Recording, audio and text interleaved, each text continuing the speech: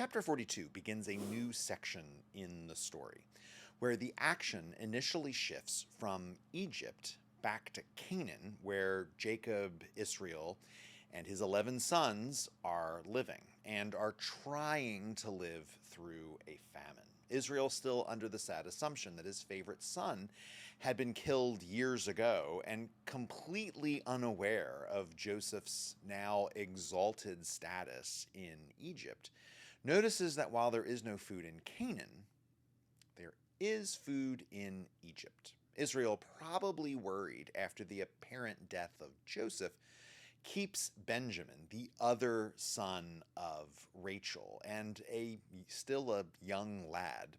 He keeps him home with him. The other 10 brothers are sent to Egypt for food. When the 10 brothers arrive in Egypt, they come to the man in charge of selling the food, and they bow down before him. And they have absolutely no idea who it is that they are bowing down in front of. The men who thought of murdering Joseph and who settled for selling him into slavery, their very lives are now in his hands, and they are clueless. Joseph does not give up the ruse. He speaks to them roughly. Where have you come from? They tell Joseph they are brothers and that their father has sent them to Canaan, to Egypt for food. Joseph counters, calling them foreign spies come to Egypt to spy on Egypt's vulnerabilities. In their defense, they let slip that while there is only 10 of them there, they were originally 12 brothers, but that the youngest is with our father at the moment, and one is no more. Joseph still kept hitting them hard, insisting that they were lying, but then he offered them a way out. If they went home and brought back their youngest brother, Benjamin, then Joseph would believe their story. But they couldn't all go home. They had to leave one of the brothers behind as collateral.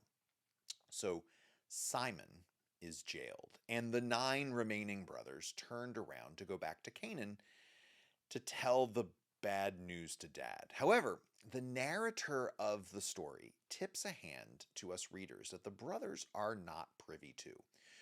Joseph is not just trying to punish them for what they did to him. He still cares for them.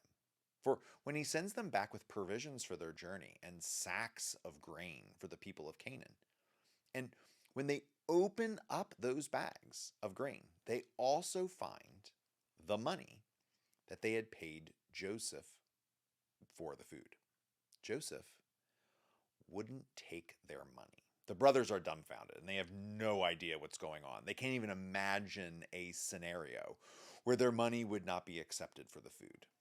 What is this that God has done to us? They say.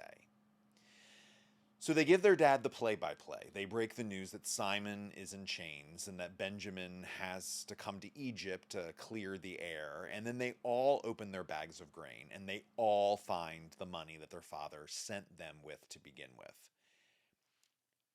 And they were afraid.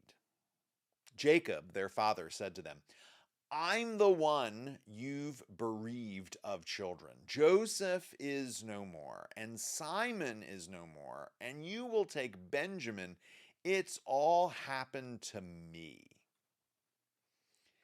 That last line there, it's all happened to me, I find kind of stunning.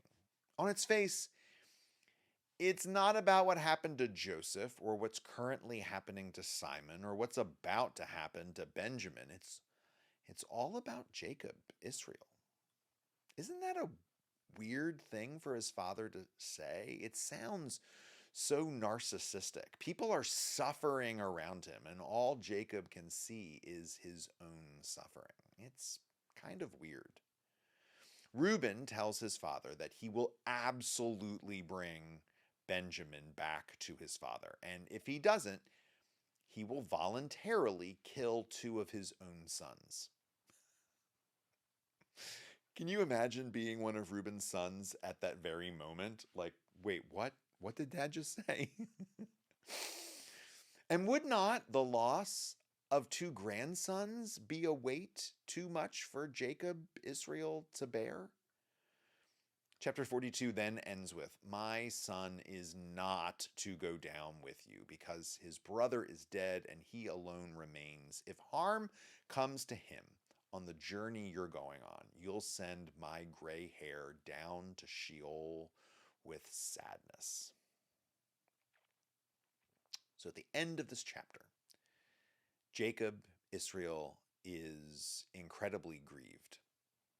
And apparently, Simon is going to sit in jail for a while.